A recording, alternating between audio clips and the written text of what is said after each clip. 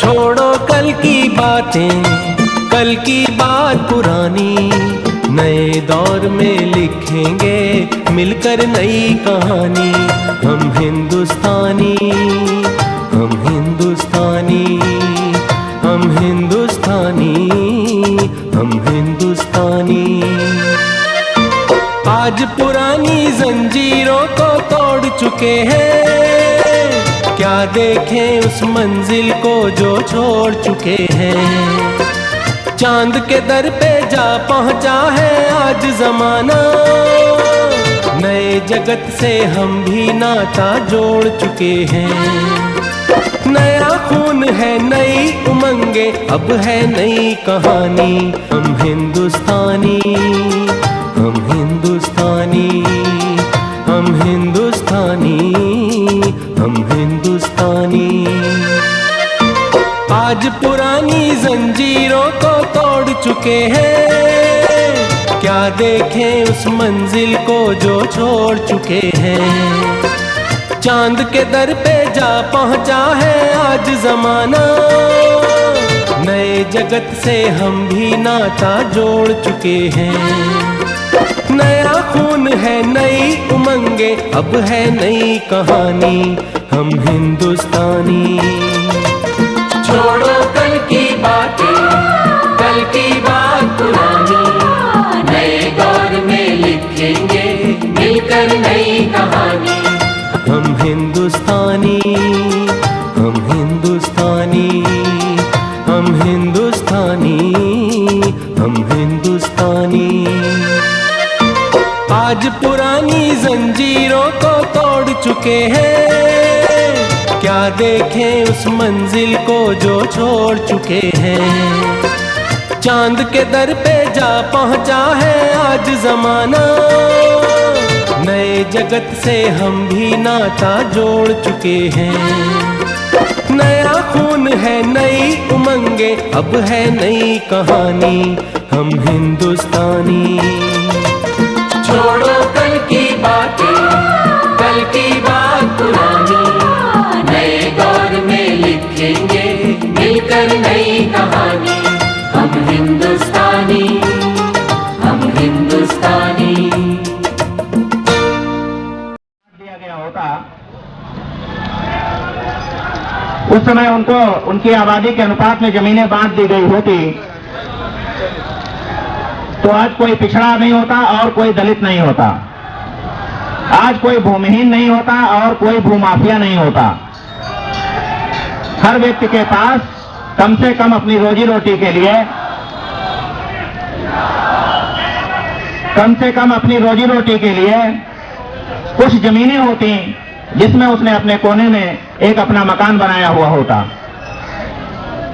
आज जब सरकारें किसी गरीब को इंदिरा आवास देती हैं तो ऐसे लगता है कि जैसे वो अपनी जेब से दे रही हो।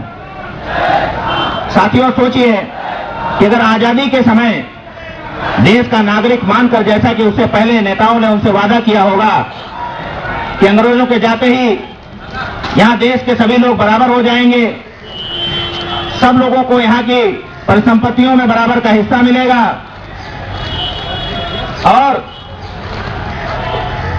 किसी तरह का ऊंच नीच का, छुआछूत का, भेदभाव का कोई माहौल इस देश में नहीं रह जाएगा। साथियों, इसीलिए हमारे समाज के लोगों ने, पिछड़ों ने, दलितों ने, अल्पसंख्यकों ने, समाज के सभी वर्गों ने मिलजुल करके देश की आजादी की लड़ाई लड़ी थी। और उस आजादी की लड़ाई में मैं समझता हूं सभी लोगों की बराबर की भागीदारी रही होगी। तभी जब महापुरुषों की बात आती है तो सभी वर्गों के लोग, सभी जातियों के लोग, सभी धर्मों के लोग अपने अपने वर्गों से, अपनी जातियों से, अपने धर्मों से स्वतंत्रता संग्राम सेनानियों के सम्मान करने की बात करते हैं। इसका अर्थ यह हुआ हमारे देश की सारी आबादी उस लड़ाई में हिस्सेदार थी। देश आजाद हुआ और आजाद होते ही जो सत्ता के शिखर पर पहुंचे या देश की बागडोर संभालने वाले लोग थे, सभी लोगों को उनकी आबादी के अनुपात में हिस्सेदारी दे दी गई होती तो आज किसी को आरक्षण देने की जरूरत नहीं पड़ती, आज किसी को इंदिरा आवास देने की जरूरत नहीं पड़ती, आज किसी को बीपीएल कार्ड देने की जरूरत नहीं पड़ती। आप सोचिए कि अगर देश की आज़ादी के समय लोगों को अगर जमीनों में हिस्सेदारी दे दी गई होती तो आज कोई भूमिहीन नहीं होता और कोई पिछड़ा नहीं होता, कोई अनुसूचित जाति का नहीं होता, कोई कहते इस तरह से समाज की मुख्य धारा से बाहर नहीं होता। चूंकि उनको उस समय इस तरह की हिस्सेदारी नहीं दी गई, इसलिए आज उनको इस तरह से समाज में अन्य तरीके से संरक्षण दे करके उनको हिस्सेदारी देने का काम किया जा रहा है। तो साथियों, अगर कहते हैं उस समय किसी के पास 10 बीघे जमीन होती तो आज उससे वो अपने परिवार का अच्छा भरण पोषण सम्मान पूर्वक करता और उतने दिनों से कहते हैं जो उससे उत्पादन करता वो उसकी कीमत होती और आज उस भूमि की जो कीमत होती, इतना तो स्टेट के सरकारों के ऊपर भूमिहीनों का उधार है। ओबीसी को प्रोन्नतियों में आरक्षण दो, जो पिछड़ों की बात करेगा, जो पिछड़ों की बात करेगा। महासंघ के तत्वावधान में आयोजित कार्यक्रम में आप सबका हार्दिक स्वागत है। प्रदेश के कोने कोने से आए माननीय समस्त सामाजिक संगठनों के माननीय अध्यक्ष गण और महासचिवगण, आप सबका इस संगठन के माध्यम से तहे दिल से शुक्रिया अदा करता हूं कि आप लोगों ने अपना समय निकालकर हमको दिया। साथियों, पिछड़े वर्गों के संगठन की जरूरत क्यों आवश्यकता पड़ी, इसके लिए मैं चाहता हूं कि थोड़ा सा तफसील में आप लोगों को बताऊं। पिछले वर्ष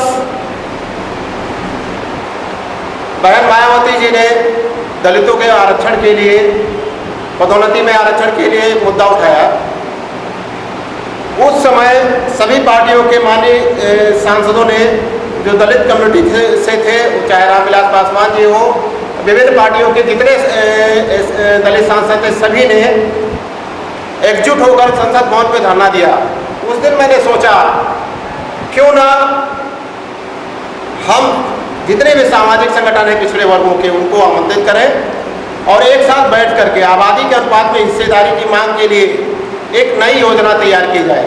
साथियों, 1 साल संघर्ष के बाद आज वो दिन, ऐतिहासिक दिन आया है जिसमें आप लोगों को आमंत्रित किया है। आज इस मुद्दे पे विचार विमर्श किया जाना है कि जब हम 60% लोग 60% टैक्स देते हैं, 60% वोट करते हैं, तो क्यों हमको हिस्सा 27% ही दिया जाता है।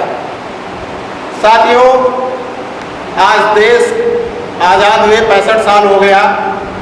ओबीसी के लीडरानों द्वारा तो संघर्ष किया जाता रहा, लेकिन इस तरीके का सामूहिक संघर्ष नहीं हुआ जिससे इन पार्टियों को, इन सरकारों को ये एहसास हो सके कि हमारा भी कुछ महत्व है। आज की परिस्थिति में जब हम 60% वोट करते हैं तो साथियों, आवश्यकता इस बात की है कि हर मामले में हम भागीदार हैं 60%। तो मैं ये चाहता हूँ कि 60% हिस्सा क्यों ना हमको मिलना चाहिए। डॉक्टर राम मनोहर लोहिया जी ने कहा था कि सोशलिस्टों ने बांधे गांठ, पिछड़े पाए 100 में 60। ये आज के 40 साल पहले ये आवाज़ बुलंद हुई थी। उसके चलते धीरे धीरे करके मंडल कमीशन 1993 में प्राप्त हुआ, जिसके तहत हमारे ओबीसी के लोग थोड़ी बहुत रहनुमाई करते नजर आ रहे हैं। हमने अखिल भारतीय पिछड़ा वर्ग महासंघ का, जिसके तहत जिसकी जितनी संख्या भारी उसको उतनी दो हिस्सेदारी, वोट हमारा राज तुम्हारा, नहीं चलेगा नहीं चलेगा। संगठन की प्रमुख मांगे हैं जातिवार जनगणना के अनुसार सभी वर्गों का जातिवार आरक्षण और बैकलॉग सुनिश्चित किया जाए। नंबर 2, आबादी के अनुपात में आरक्षण मिलने तक संविधान प्रदत्त पिछड़ों के 27% आरक्षण को संविधान की नवी अनुसूची में डाला जाए और 27% आरक्षण का बंटवारा जातिवार प्रतिशत के आधार पर किया जाए। नंबर 3, विधायिका, कार्यपालिका, न्यायपालिका, सेना और मीडिया एवं निजी क्षेत्र में पिछड़े वर्गों की आबादी के अनुपात में हिस्सेदारी दी जाए। मंडल आयोग की सभी सिफारिशें लागू की जाए। मंडल आयोग की 11 में से तीसरी प्रमुख सिफारिश पर्याप्तता सुनिश्चित करने के लिए पिछड़े वर्गों को 27% पदोन्नतियों में भी आरक्षण दिया जाए। केंद्रीय एवं प्रांतीय बजट में पिछड़े वर्गों को आबादी के अनुपात में बजट आवंटित किया जाए। अभी साथियों पिछले बजट में सभी वर्गों के लिए बजट आवंटित किया गया, लेकिन पिछड़े वर्गों का कहीं नाम नहीं आया। तो इसलिए हम लोगों ने ये सोचा कि क्यों ना एक बार की हम सभी पिछड़े वर्ग के जितने सामाजिक संगठन हैं, जितने जाति समूह हैं, सबको एक मंच पे इकट्ठा करके आबादी के अनुपात में हिस्सेदारी की मांग करेंगे। और जब हम मांग करेंगे और रोड पे निकलेंगे, अपनी ताकत का प्रदर्शन करेंगे, तो ये सरकारें हमको भी कंसीडर करेंगी। अन्यथा सब लोग अलग अलग समूह में अगर रहोगे तो कभी हम लोगों को हक प्राप्त नहीं हो सकता है। दुर्भाग्यपूर्ण यह है कि आज उत्तर भारत के 5 प्रमुख राज्यों के मुख्यमंत्री पिछड़े वर्ग के हैं, उसके बावजूद भी मंडल आयोग की सिफारिशें पूरी तरह लागू करने में इन राज्यों द्वारा कोई पहल नहीं की जा रही है। साथियों, आज जरूरत इस बात की है कि हमको अपनी ताकत का प्रदर्शन करना पड़ेगा, तब हमें आपको हमारी संख्या के आधार पर हिस्सेदारी मिल पाएगी।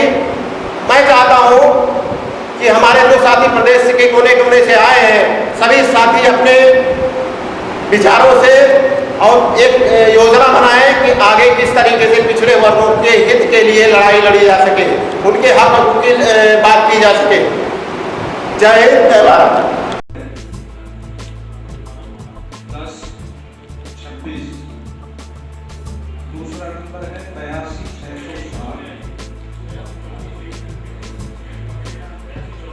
82-660 210-26। इससे हमें बहुत सुविधा होगा अगर हमारे सबके नंबर हमारे पास है। मैं जनपद प्रतापगढ़ का रहने वाला हूँ और आईआईटी आलम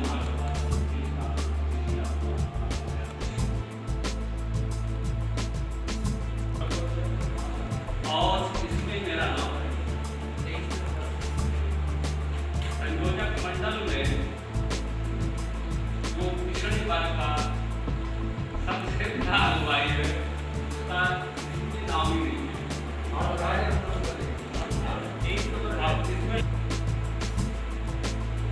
लिखा हुआ है प्रदेशी यादव महासभा, मोबाइल नंबर लिखिए 9 10-807।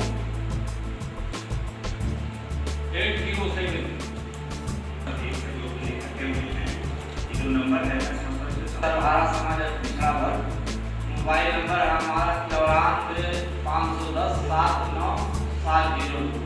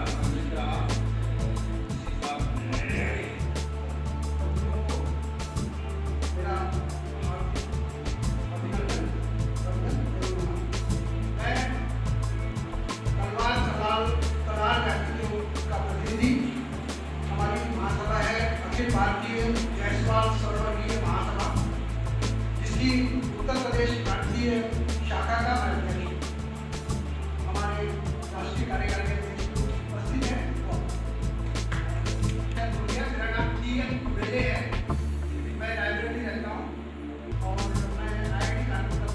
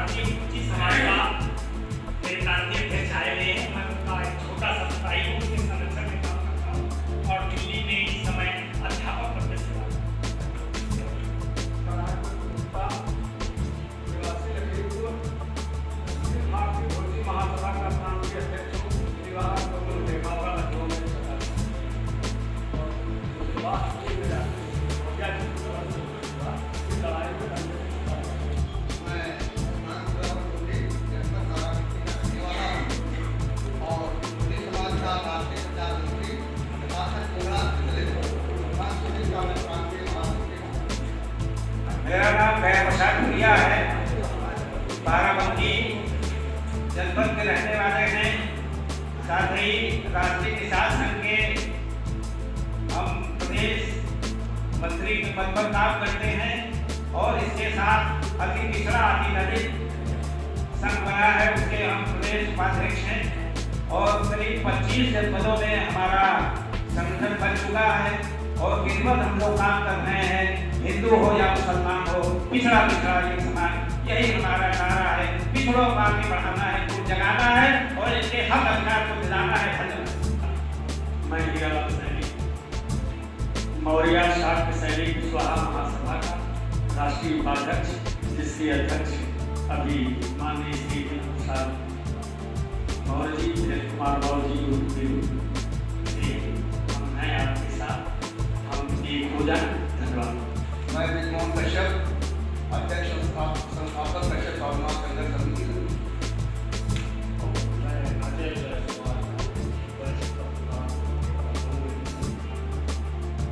अखिल भारतीय जातपात सर्वदलीय महासभा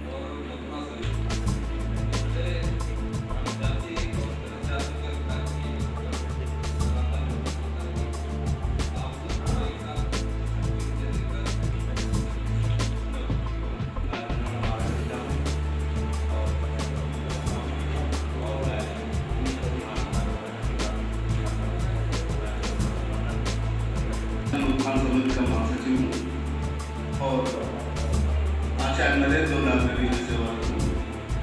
आज पिछड़ा वर्ग महासंघ में आप जैसे विभूतियों के पास आकर के बड़ा अच्छा लगा और ये संघ में यदि कार्य करने का मौका मिलेगा मुझे बड़ी खुशी होगी, क्योंकि मैं अति पिछड़ों में आता हूँ और अति पिछड़ों को भी हिस्सेदारी मिले, क्योंकि पिछड़ों में तो बहुत जातियाँ हैं जिनमें सबको यथास्थान प्रतिनिधित्व के लिए सकल हम लखनऊ राजधानी में उत्तर प्रदेश भर में सम्मेलन करके कश्यप निषाद को एक करने का कार्य भी कर रहे हैं। यदि महासंघ में कश्यप निषाद की भागीदारी होती है तो मुझे बहुत अच्छा लगेगा और आपके सानिध्य में रह करके संघर्ष करना और भी आनंददायक होगा। धन्यवाद।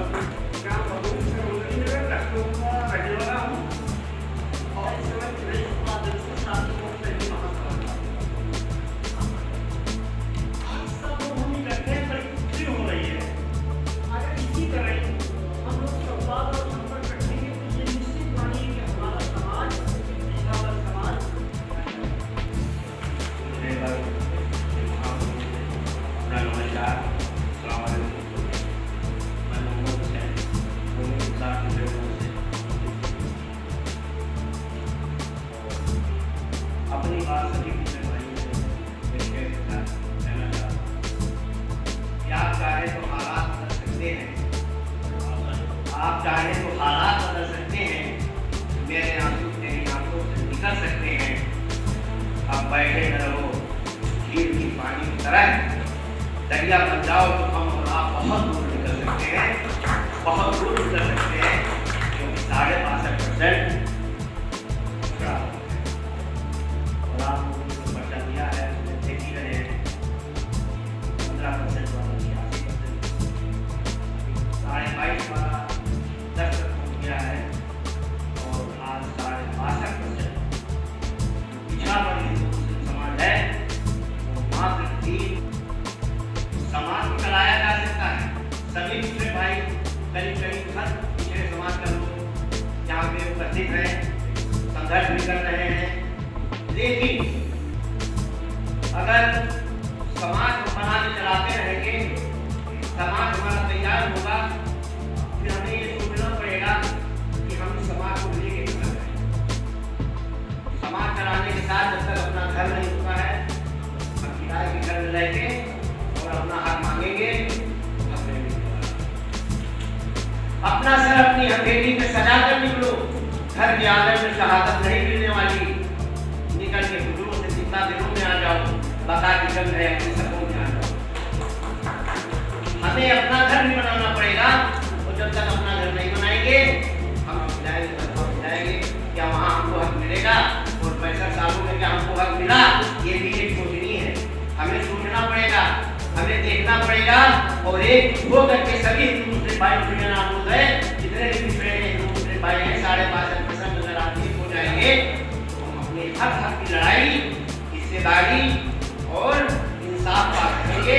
अन्यथा हम समाज बनाएंगे, घर नहीं बनेगा, हम कहीं भी जाएंगे हमको हक मिलेगा और ना तो मिल रहा हम आप कभी देखेंगे बगैर करों से मुड़ सकते हो, हक से हक की बात हम लोगों ने भी काम किया है। हमारे इंडियन मुस्लिम कौंसिल एसोसिएशन के राष्ट्रीय अध्यक्ष माननीय वाहिद हुसैन साहब हैं।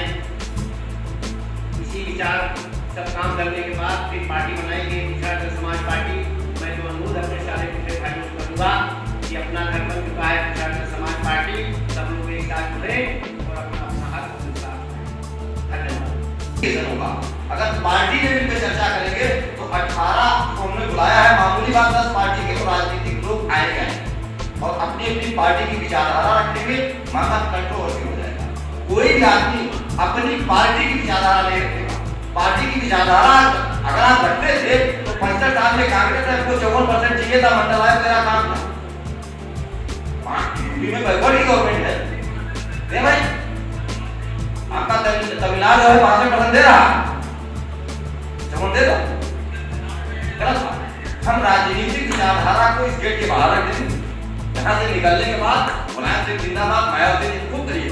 यहाँ पर सिर्फ और सिर्फ एक मुद्दा है कि पिछड़ों की आबादी 50 से ऊपर है और हम नीचा। ये कीड़ा जो काट रहा है हमारे दिल में, मेरे समझ से यही कीड़ा सब को काटा होगा जितना बैकवर्ड है। और ये यूथ पॉपुलेशन जो आई है, ये 21 दिन गांव में ठंडा और डंडा लेकर के निकल पड़ी कि तुम चौपन हो, और मिल रहा दिन इंकलाब आ जाएगा, क्रांति आ जाएगी, क्रांति। बिल्कुल आप यकीन जानिए, मजबूती के साथ पहलवाइए और सिर्फ परिचय कीजिए, सब चर्चा होगी, चाहे दिन हो या रात हो, 3 मिनट की चर्चा होगी, हम लोग हटने वाले हैं।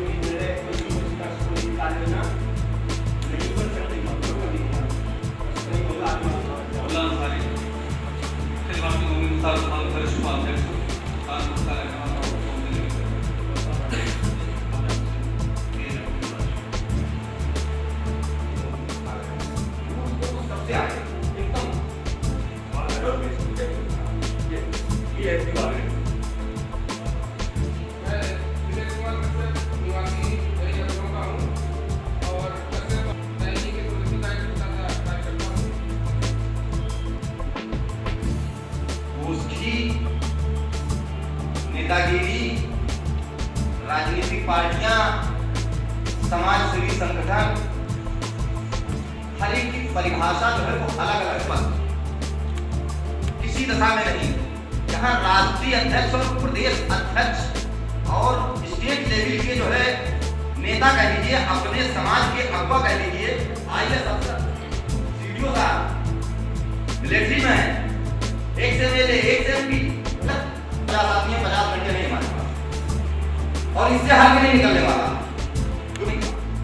इसलिए मजबूर होकर के अब रास्ता दूसरा चुनना पड़ा।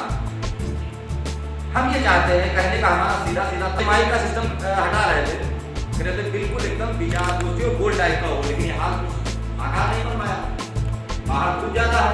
किसान है तो सिर्फ ये चाहते हैं आज की बैठक का कुछ निष्कर्ष निकले, और निष्कर्ष रजिस्टर में या बातों में नहीं होना चाहिए, अमल में होना चाहिए। मैं मिलिट्री का आदमी हूँ, कभी थ्योरी पे विश्वास नहीं करता हूँ, मुझे प्रैक्टिकल चाहिए, प्रैक्टिकल मानती है।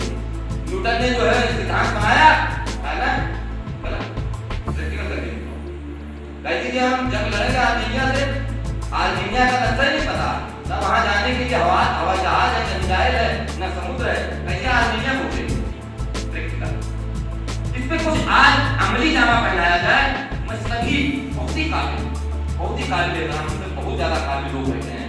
कुछ सर मैं रिक्वेस्ट करना चाह रहा हूँ, कुछ न कुछ इस पे ऐसा निचोड़ निकले आगे के लिए।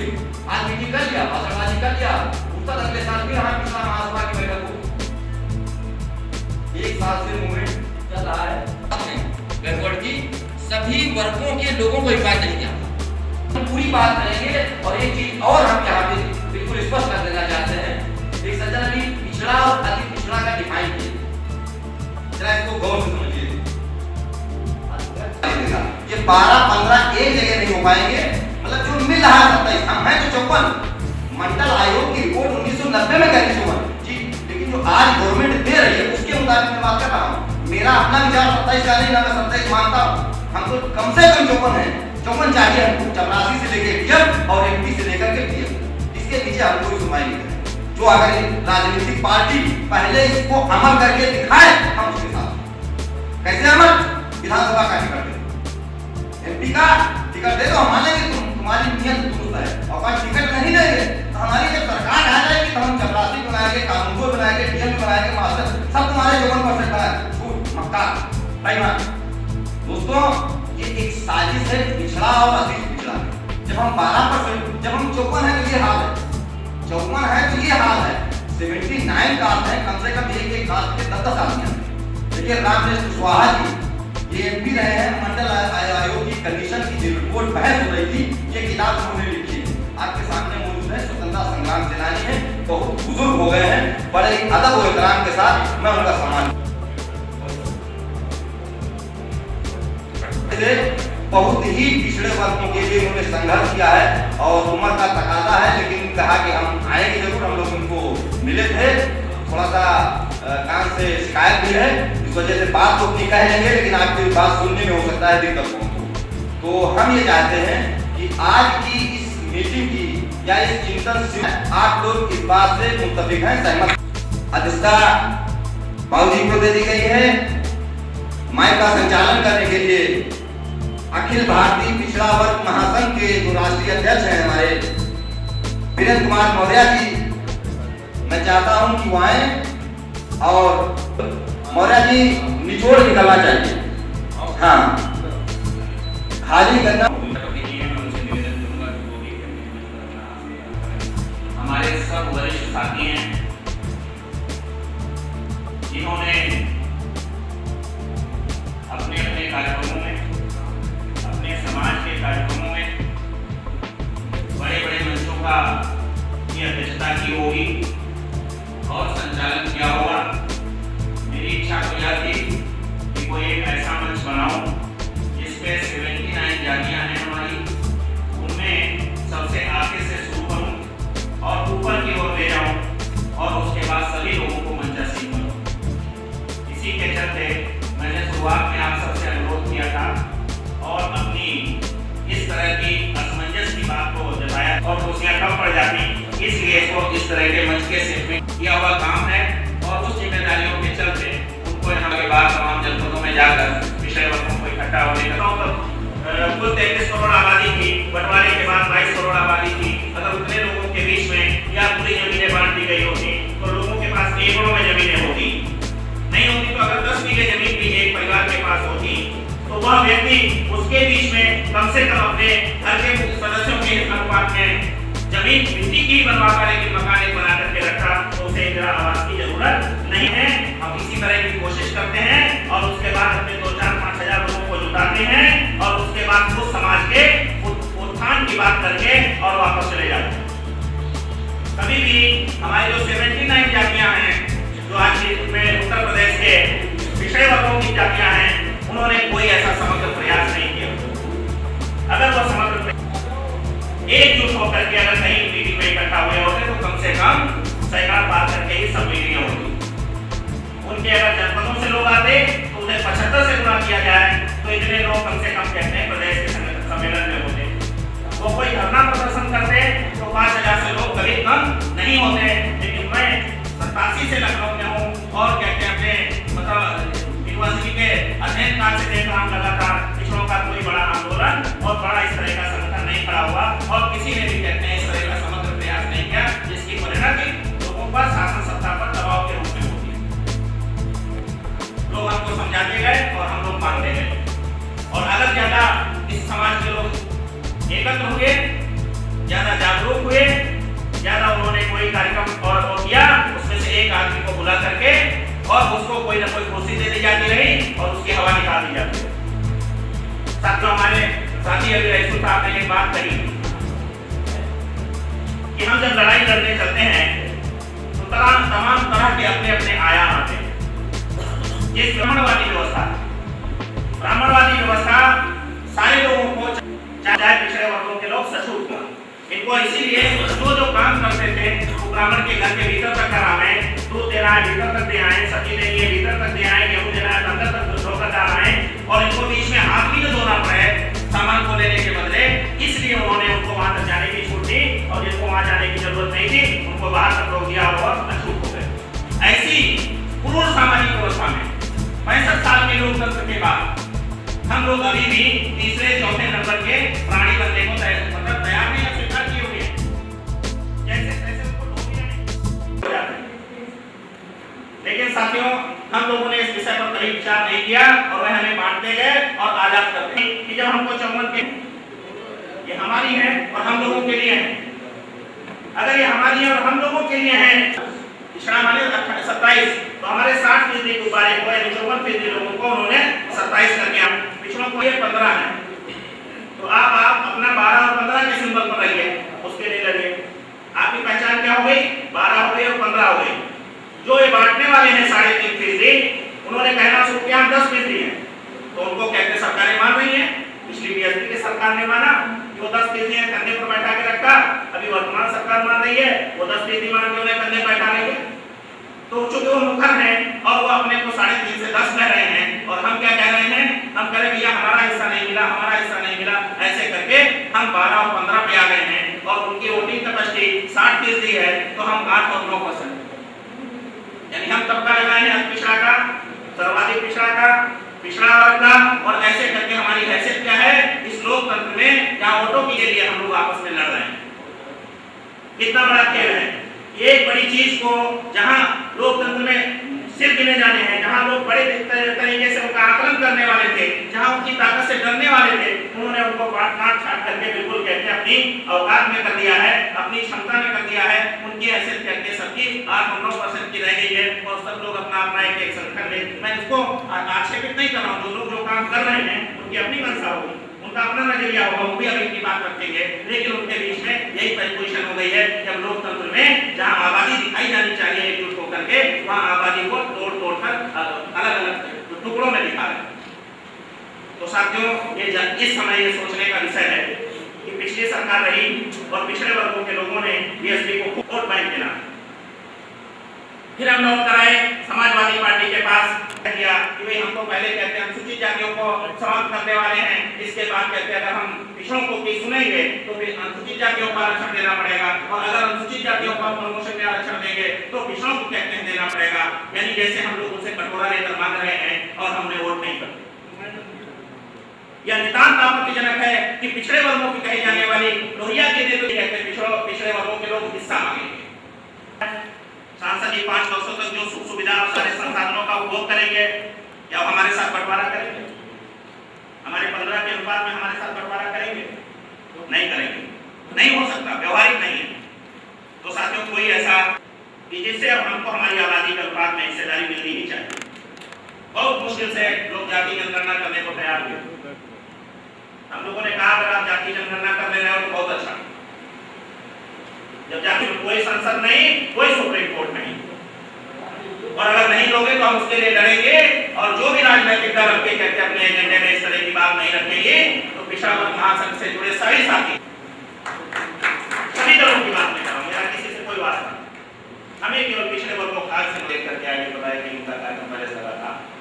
उन्होंने कहा कि अभी हाईकोर्ट यहाँ का एक फैसला करने जा रहा था कि जो पिछड़े वर्गों की 2 जातियां हैं उनको कहते हैं उनका कोटा पूरा हो गया, हमने लिखा यादव जी बैठे हैं, मैं समझता हूँ आपको इसका अंदाजा होगा। सरकार ने प्रेशर डाल करके उसको सुप्रीम कोर्ट के बारे में डाला। आप बताइए, इतना निरंकुश है ये कहते हैं लोकतंत्र में न्यायपालिका, बिल्कुल जाति संगठन बना लिया है उन्होंने, जो चाहते हैं वो कह देते हैं। कैसे कह देंगे वो इस तरह की बात कि कहते हैं तो लोगों को बाहर कर दिया जाए? अरे तो वही लोग तैयार नहीं लाठी लेकर हमारे लड़ने को, वही लोग तैयार नहीं 4 लोग IAS IPS अफसर बनने को या PCS बनने को, और उन्हें हम अपने सिस्टम से बाहर कर दें, किनारे कर दें। ऐसी षड्यंत्र है। यह हमारा मामला है कि हम 60% को कैसे बांटेंगे या 27% को आपस में कैसे बांटेंगे, और ये सरकार की जिम्मेदारी है कि उसके लिए कोई ऐसी व्यवस्था बनाए कि उसमें सभी जातियों को उनकी आबादी के अनुपात में हिस्सेदारी मिले। इसमें कहाँ मुश्किल है बताएं? लोग कहते हैं कि वो वर्ग के नाम पे हो सकता, संविधान में है, संसद में है, ऐसा कर हो सकता, वैसा हो सकता। अरे जब संविधान भी हमारा, संसद भी हमारी, लोग भी हमारे, और हमारे 60% वोटर की दया पर है, तब फिर किस बात की समस्या है कि वह हमको जातीय अनुपात में नहीं बांट सकते? तो साथियों, लंबी बात हो जाएगी, सभी लोगों को कहना है, सभी वरिष्ठ साथी हैं, लेकिन चूंकि हम लोगों के मन में ऐसा जोश था, तो मैंने आपके सामने रखा कि हमको बढ़ने के बजाय जुट कर लड़ना है और नैतिकता पूर्वक लड़ना है। सही है कि जिनके पास अगर जिनकी जरूरतें पूरी हो गई हैं और उनके पास जरूरत से ज्यादा है, संगठन को करें। संगठन माने अपने लोगों को, पिछड़े वर्ग से निकला हुआ कोई सांसद या विधायक बनता है या उसका कहीं दखल होता है सरकारों में, तो इस बात को शिद्दत के साथ रखें। या फिर नीचे से क्यों नहीं मिलना चाहिए, लोनिया की तरफ से कहते हैं हिस्सेदारी, क्यों नहीं मिलना चाहिए कुमार की तरफ से हिस्सेदारी, क्यों मिलना चाहिए यादव और मौर्य की तरफ से या कुर्मी की तरफ से हिस्सेदारी? आपको सत्ता दी वोट दे करके इस भरोसे पे कि हम कमजोर लोग हैं, हम अकेले नहीं खड़े हो सकते, आपकी भीड़ के पीछे हैं, और आप जब मन करता है तो हमारे ऊपर कहते हैं बोतलें फेंक देते हैं, आप जब मन करता है कुछ भी कर देते हैं, आप अपने भाई बहनों को भर लेते हैं, हमें कोई इससे किनारे कर देते हैं। तो ऐसा कोई संगठन विचार बने, कोई ऐसा आंदोलन खड़ा हो जिसमें ईमानदारी से इसकी भागीदारी हो। सरकारें बनती हैं, सरकार में बैठे वो लोग हमारे नुमाइंदे हैं, चाहे वो अनुसूचित जातियों में कहते जाट हम लोग सबके विचारों का संतुलित एक संग्रह निकालें कि जिससे भविष्य में कुछ उसको उस पर मंथन करके तय किया जा सके। इस दलित और पिछड़े अल्पसंख्यकों के आंदोलन को खड़ा किया था, उनके लिए लड़े थे, उन लोगों ने तय कर दिया कि नहीं हम अनुसूचित जातियों से हमको अलग कर देंगे। कौन सा मोह है, कौन सा आप अडवाणी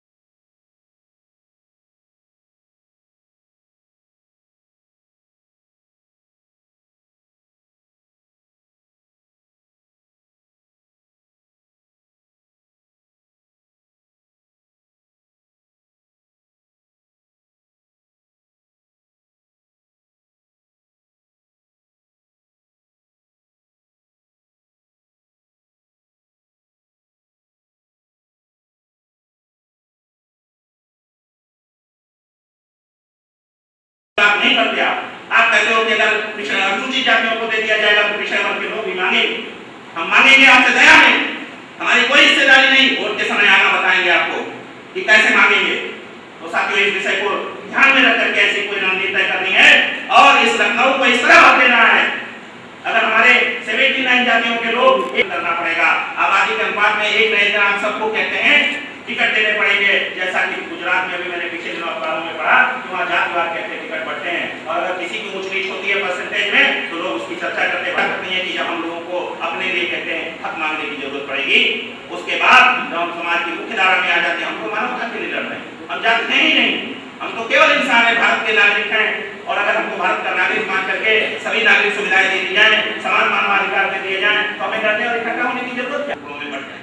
और अगर उनको टुकड़ों में बांटने से रोकना है तो ऐसी रणनीति बनानी पड़ेगी कि अल्प पिछड़ों को भी और उनकी कहते हैं सबसे कम जनसंख्या वाली जातियों। अब आप लोगों से अनुरोध करूंगा कि चूंकि सभी लोग प्रदेश अध्यक्ष और बड़े जिम्मेदार पदों पर हैं, एक एक करके अपना चंद समय में, क्योंकि यह सभा में 100 लोग बोलने को होंगे और अगर इस तरह से चलेगा तो कहते हैं काफी लंबी 2-2 मिनट कम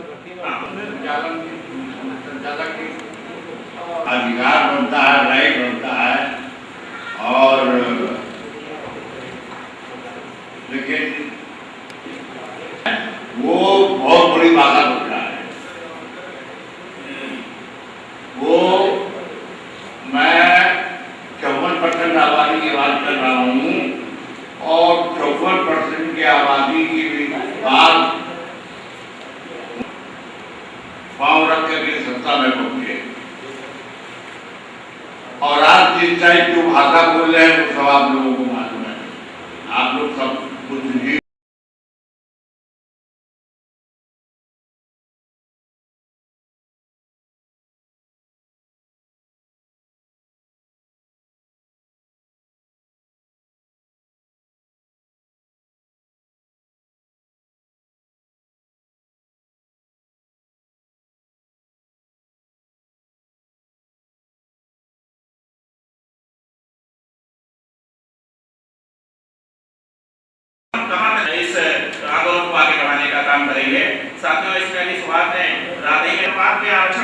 तक ये सारी लड़ाई आबादी के अनुपात में आदियों में आप बताते हो कि हमारी जनसंख्या कितनी है?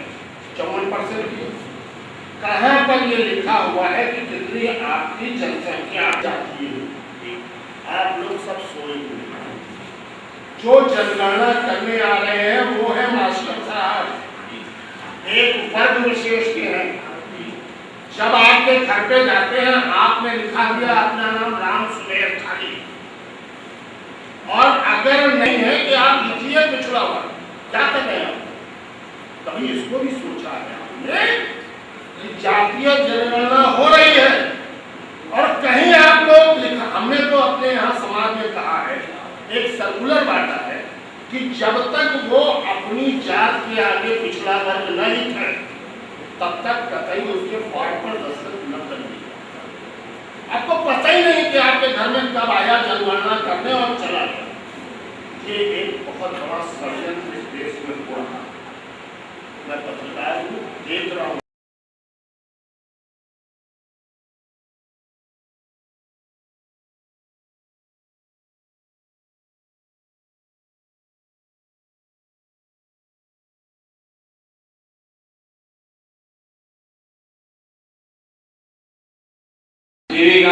सर्वप्रथम मैं आप सबका इस्तेमाल करता हूँ, खैर मकदम करता हूँ, हार्दिक अभिनंदन करता हूँ, स्वागत करता हूँ। बड़ी खुशी है कि आज विषयों की बैठक है, लेकिन जोर इस पर देना जरूरी है कि मंच हमारा, आप रणनीति बनाओ आंदोलन की, हम पूरी मुस्तैदी से आपके साथ हैं, प्रमोशन में आरक्षण के पक्षधर हैं और पिछड़ों का 60% आरक्षण हो, 55 हो, इसके लिए जो भी संघर्ष की रूपरेखा आप लोग तैयार करोगे उसमें हम आपके साथ।